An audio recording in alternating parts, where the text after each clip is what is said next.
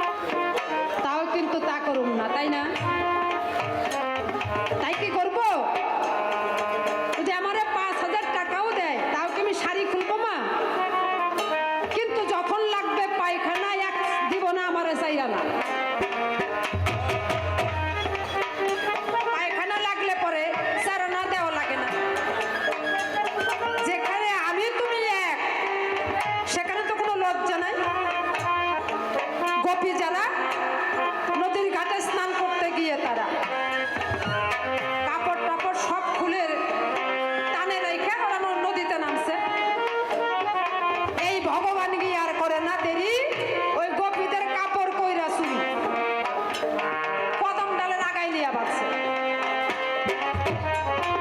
তাই বানছে না ওরা স্নান করে কাপড় পরিধান করিবারে যখন টানে যায় গিয়ে দেখে একটা কাপড়ও নাই ওরা তখন পইরা গেল লজ্জায় এদিকে তো ল্যাংটা অবস্থায় মনে মনে করে বিবেচনা আমার কাপড় কে নিল কাপড় তো একটাও দেখি না ওই কদম গাছের আগার থেকে কয় কি কাপড় আমি নিছি যদি কাপড় পাইবার চাও আমার সম্মুখে এসে সোজা হয়ে সূর্যকে প্রণাম দাও।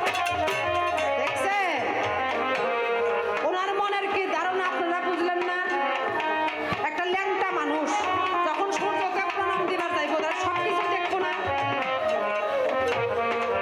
গোপীরা তখন আর দেরি করে নাই ওই যমুনার জলের ভিতরে গিয়া কেউ হয়তো এই দুই ঠ্যাং কাউরা দিয়া কেউ হয়তো পিছন দিকে হাত দিয়া কেউ হয়তো বুকের মধ্যে হাত দিয়া কেউ হয়তো এক হাত দিয়া বুকের আরেক হাত দিয়া কাপড় চায় তাই বলছি কৃষ্ণ 1600 গোপিনী নিয়ে খেলা করছে ওর যা কিছু সব এই চুলার মধ্যে শেষ হয়েছে ও তাই চলা গহীন তাপ প্রবীণ তলা গহীন চুলার তাপ প্রবীণ আগুন জ্বলে দিন রাতে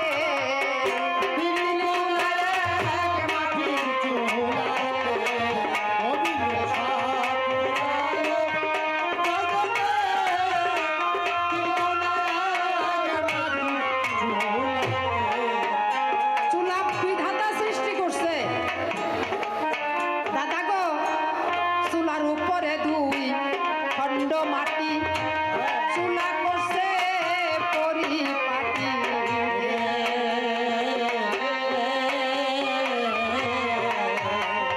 মানুষের তৈরি চুলা নয় যে চুলার মধ্যে সব শেষ করছে চুলার উপরে দুই খণ্ড মাটি চুলা করছে পরিপাটি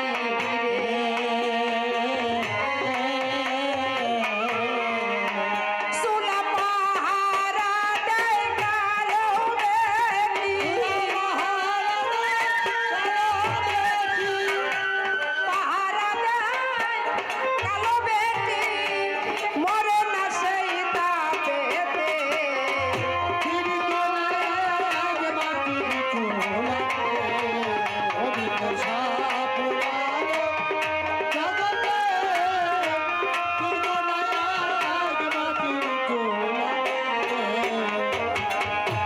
দক্ষিণ মুখে চুলাখানা তাজা খড়ির তাপ তুলায় না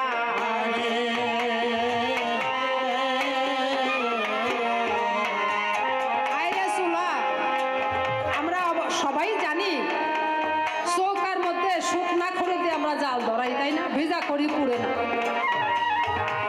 আর এইটা চৌকার মধ্যে শুকনা খড়ি পুড়ে না দক্ষিণ মুখে চুলাখানা তাজা খড়ির তাপ তুলায় না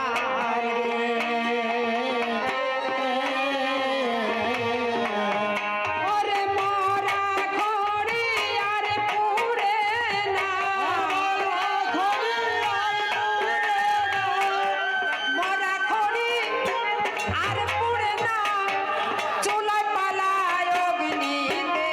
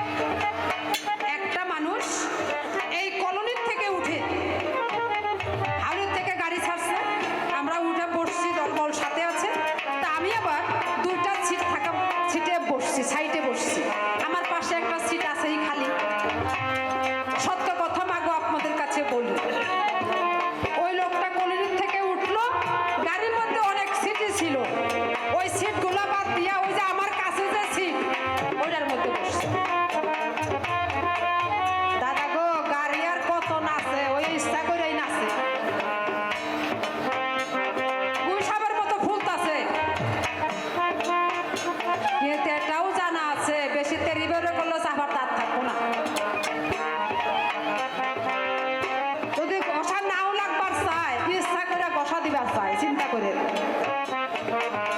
হ্যাঁ, শেষ পর্যন্ত ওই মানুষটা নগাতে নামলো। ওই পর্যন্ত ওর সীমা ছিল, নগাতে নাইমা যায় আর ঘুরা ঘুরা চায়। পাশের থেকে নাইমা যে পর্যন্ত দেখা যায় সেই পর্যন্তই দেখলো। তাতে লাভ কি হইল? লাভ হয়েছে কি? বরং ক্ষতি হয়েছে। ও তাই দক্ষিণ মুখে সুলাখানা তাজা খড়ির তাপ কুলায় না।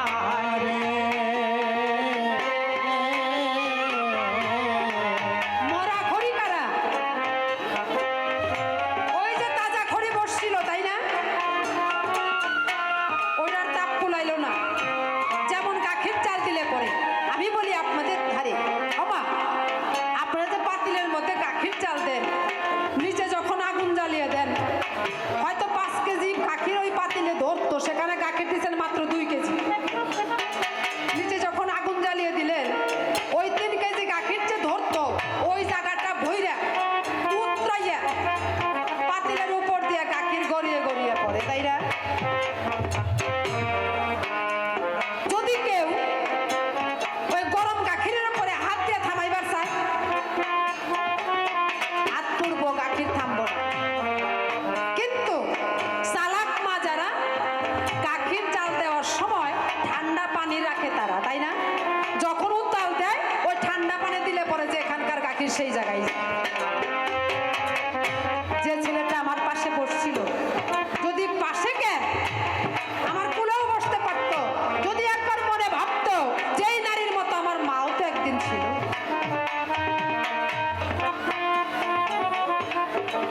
আমি তো এমন মায়ের গর্ভে জন্ম নিয়েছি, এমন মায়ের বুকের দুধ খেয়ে মানুষ হয়েছি। ওরে ওরে সন্তান, সে পাশে নয়, সে বুকেও থাকতে পারে, মরার মতো যদি কেউ মরতে পারে।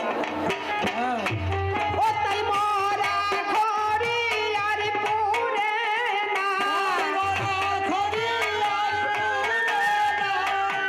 মরা খড়ি আর পুড়ে না, চুলায় পালায় অগ্নিতে।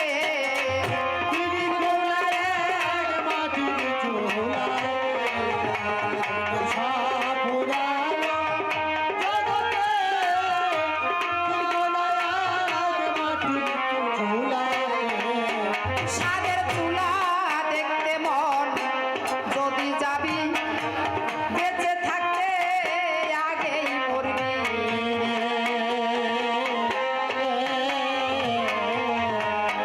ভাবের চুলা দেখতে মন, যদি যাবি বেঁচে থাকতে আগেই মরবি।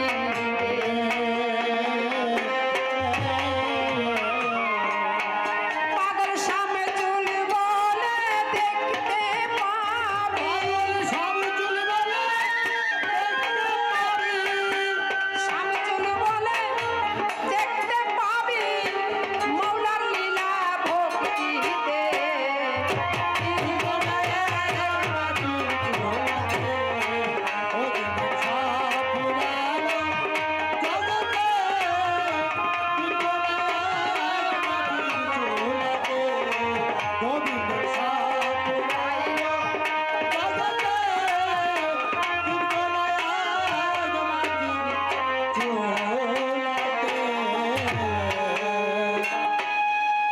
দোহাই ধর্ম অবতার করবেন সূক্ষ্ম সুবিচার। আসছিল গোবিন্দ, দিয়ে গেছে আনন্দ, নিরানন্দ কারো ভিতরে নাই। যা কিছু বইলে গেছে ভুলি নাই, তা মনে আছে। আমার মনে এক বিন্দু শান্তি আসে না। এখন আপনাদের খবর কি? আমি তো আর তা জানি না। আমা যা কিছু বইলে গেছে, যেমন খালি চুনা, সামনের টুক বাদ দিলে খালি থাকে চুনা, আলোচনা মানে আলো টুক নাই, খালি চুনা। ব্যাপার বুঝেন নাই? করেছিলাম জিজ্ঞাসন, নারীরা যদি না ভজে স্বামীর চরণ, তারা কোথায় পাবে ঠাই? বৃন্দাবনের গোপী যারা, স্বামীকে ছেড়ে তারা রাত্র অন্ধকারে ওই গিয়ে জঙ্গলের ভিতরে স্বামীকে ছেড়ে তোমারে কেন ভজন করে? ওই নারীরা কোথায় যাবে? স্বর্গে যাবে নাকি নরকে পাবে ঠাই? হে গোবিন্দ, তোমার কাছে জানবার জন্য চাই। আয়সা বলে গেছে, এই জগতে গোপী যারা যারা স্বামীকে স্বামীর রূপের মধ্যে গোবিন্দরে ভজন করছে, তারা